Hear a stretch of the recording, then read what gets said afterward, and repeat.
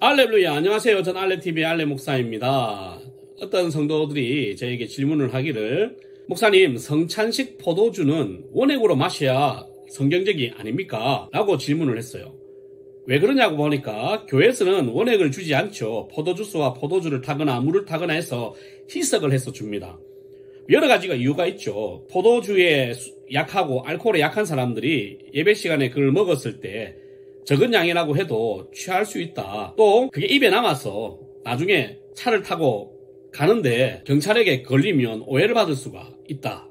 뭐 이런 거죠. 실제로 바카스 먹고 음주 단속에 걸린 사람도 봤거든요. 그러면 선택을 하게 해줘야 되는 거 아니냐.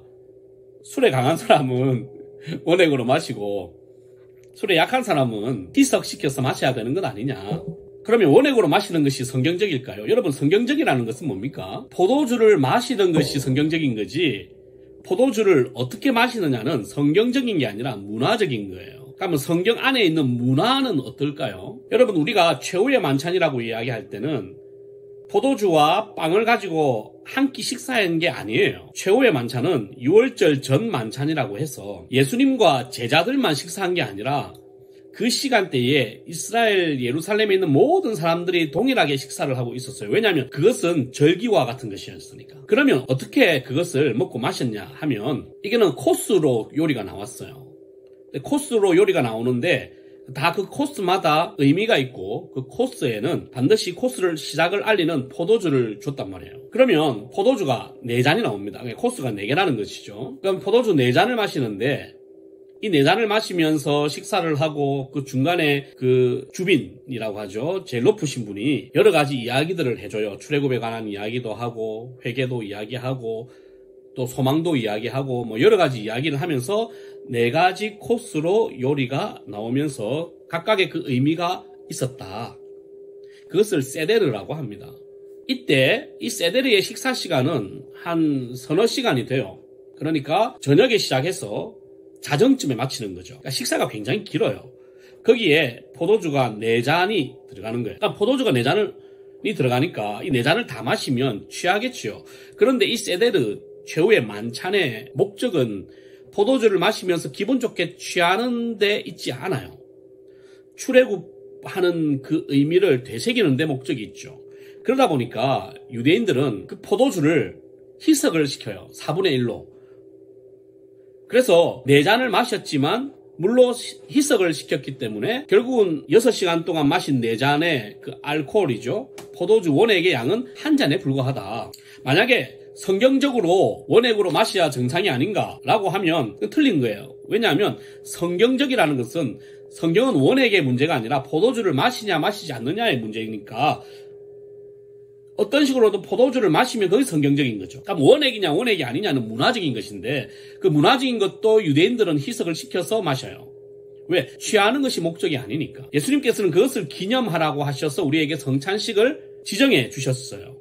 근데 우리는 그것을 코스 요리로 하지 아니하고 단회적으로 예수님의 피와 예수님의 살을 기념하는 포도주와 떡을 먹는 것이죠. 그러니까 유대인들은 희석을 한다. 그러니까 성경적으로 봐도 희석은 아무 문제가 없고, 문화적으로 보면 더 희석을 하는 것이 맞다. 성찬식 포도주를 원액으로 마셔야 마느냐?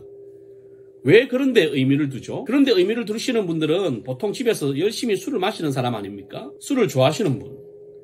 기본적으로 이미 신앙생활이나 경건생활에 틀려 먹은 거잖아요. 아니면 진짜로 포도주 원액으로 마시는 것이 성경적이라 생각하고 자기는 술을 못 마시지만 그래도 하나님 말씀대로 살아야 되지 않나 라고 생각하시는 분이 있을 수 있어요. 예, 그런 분들은 오늘 이 시간부터 바로 깨달으세요. 예, 희석시키는 것이 성경적으로도 문화적으로도 맞다.